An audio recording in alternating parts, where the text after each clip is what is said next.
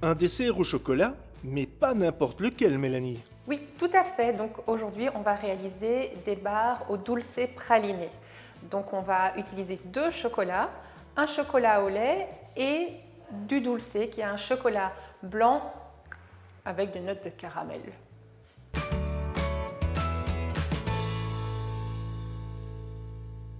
Pour la dacquoise amande noisette, il vous faut du sucre, de la poudre d'amande, de la poudre de noisette, des blancs d'œufs et du sucre impalpable.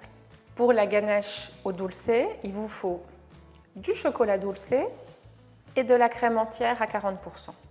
Pour le croustillant praliné, il vous faut de la feuillantine, de la pâte de praliné et du chocolat au lait. Pour le glaçage rocher, il vous faut de l'huile de pépin de raisin, du pralin et du chocolat au lait. Et pour la décoration, des noisettes.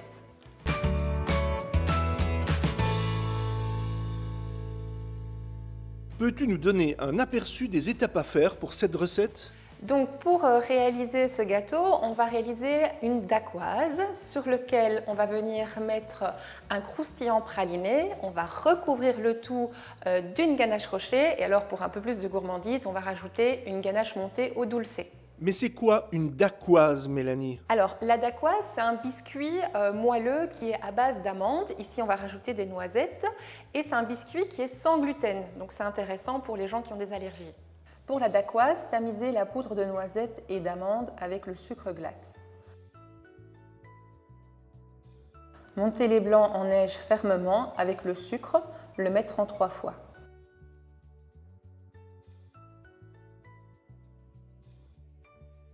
À la maryse, incorporez délicatement les blancs en neige dans le mélange sucre-poudre. Mettre la préparation dans une poche à douille. Huiler un cadre en inox de 19 sur 19 cm et y verser la préparation.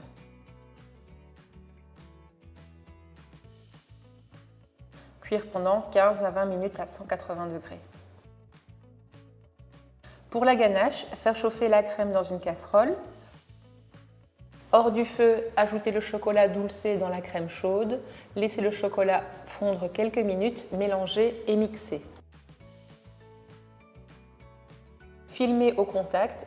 Et pourquoi filmes-tu directement sur la préparation? Alors filmer au contact, ça permet d'éviter d'avoir une peau qui se forme. Quand on a un pudding, il y a toujours cette petite peau qui est désagréable. Voilà, si vous n'aimez pas avoir une peau, vous mettez un film au contact et comme ça la crème ne va pas dessécher. Mettre au frais au minimum pendant 3 heures. Sortir le biscuit et le laisser refroidir. Pour le croustillant praliné, faire fondre le chocolat au micro-ondes, ajouter ensuite le praliné, la feuillantine et mélanger. Pour le glaçage rocher, faire fondre le chocolat au lait au micro-ondes, ajouter l'huile de pépin de raisin et le pralin, réservé pour le montage.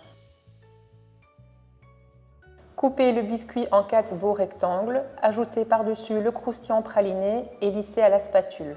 As-tu un conseil avant de terminer la préparation, Mélanie? Alors, il faut absolument que la dacquoise et le croustillant soient bien froids pour venir glacer par-dessus le glaçage rocher. Et alors, ça se sert bien frais.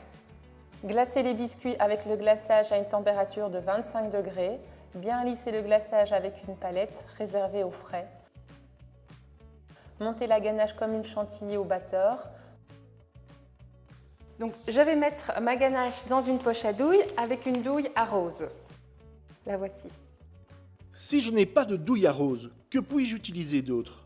Alors, si vous n'avez pas de douille à rose, vous pouvez utiliser une douille cannelée ou une douille couronne qui fera un autre petit dessin. L'idée, c'est d'avoir quelque chose qui tienne au-dessus, mais on peut vraiment le faire avec n'importe quelle douille. Ajoutez quelques noisettes pour la décoration.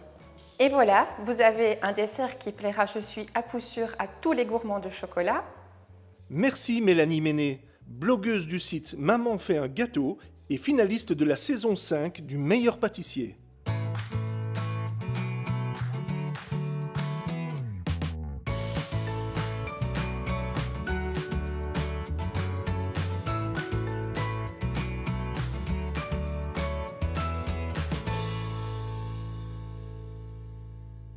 Découvrez d'autres recettes sur omiam.tv.